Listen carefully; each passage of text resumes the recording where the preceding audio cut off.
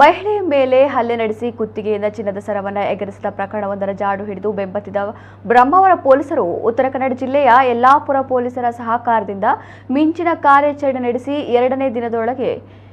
ಎರಡೇ ದಿನಗಳೊಳಗೆ 3 ಅಂತಾರಾಜ್ಯ ಕಳ್ಳರನ್ನ ಪತ್ತೆ ಹಚ್ಚಿ ಬಂಧಿಸುವಲ್ಲಿ ಯಶಸ್ವಿಯಾಗಿದ್ದಾರೆ. ಶನಿವಾರ ಬೆಳಗ್ಗೆ ಕಳವು ಕೃತ್ಯ ನಡೆದಿದ್ದು, ಭಾನುವಾರ ಮಧ್ಯಾಹ್ನದೊಳಗೆ ಆರೋಪಿಗಳ ಹೆಡೆಮುರಿ ಕಟ್ಟಿ ಕದ್ದ ಚಿನ್ನ ಮತ್ತು ಕಾರು ಸೇರಿದಂತೆ 10 ಲಕ್ಷ ಮೌಲ್ಯದ ಸೊತ್ತುಗಳನ್ನು ವಶಕ್ಕೆ ಪಡೆದುಕೊಂಡಿದ್ದಾರೆ. ನಾರ್ತ್ ಗೋವಾದ ಗೌರೀಶ ರೋಹಿದಾಸ್ ಕೆರ್ಕರ್, ವಿಜಯಪುರ ಜಿಲ್ಲೆಯ ಮೈನುದ್ದೀನ್ ಬಾಗಲಕೋಟ್, ಮುಂಬೈ ವಿಲೇಪಾರ್ಲೆ ಪಶ್ಚಿಮ ನಿವಾಸಿ ಸುರ್ಜಿತ್ ಗೌತಮ್ ಕಾರ್ ಬಂಧಿತ ಆರೋಪಿಗಳು.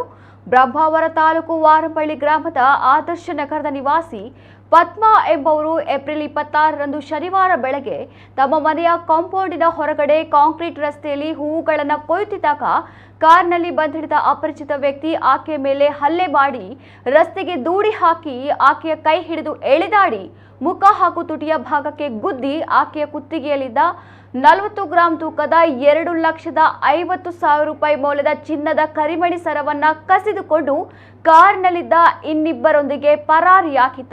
ಈ ಬಗ್ಗೆ ಬ್ರಹ್ಮಾವರ ಪೊಲೀಸ್ ಠಾಣೆಯಲ್ಲಿ ದರೋಡೆ ಪ್ರಕರಣ ದಾಖಲಾಗಿತ್ತು.